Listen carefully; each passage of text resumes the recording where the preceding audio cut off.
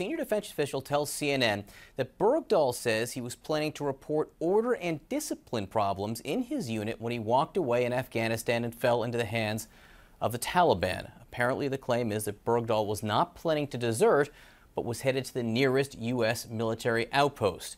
Barbara Starr joins us now live from the Pentagon with more on this. Barbara.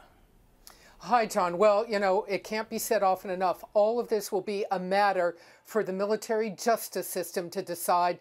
There will be continued proceedings against Bowe Bergdahl. What we now know is that the initial Army investigation report has a claim from Bergdahl. It may be the beginning of his defense that he intended not to desert, but he was going to walk to the nearest military outpost in Afghanistan.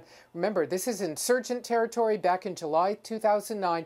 He was going to walk to the nearest outpost to report what he believed was wrongdoing, poor leadership, order and discipline problems at his base, that he didn't feel he could stay and report it at his base, perhaps not trusting the leadership there. All of this in the Army investigators report. It is Bergdahl's justification, his intent, his defense, the beginning of seeing his defense.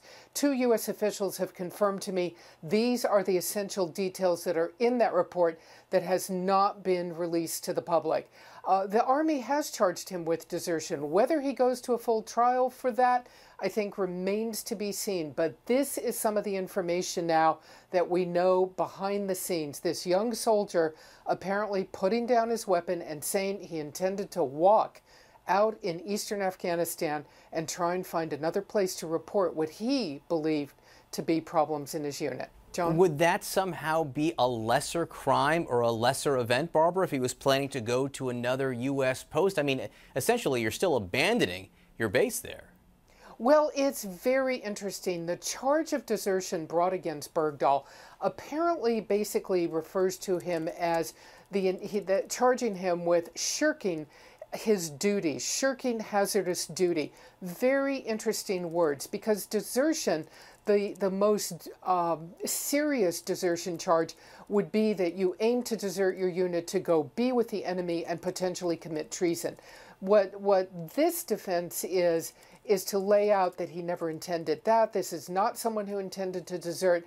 I think it's fair to say his defense attorneys may try to make the case of a much lesser charge of AWOL, absent without leave, that he never intended to be away permanently, he never intended to join the enemy, that he was always going to come back.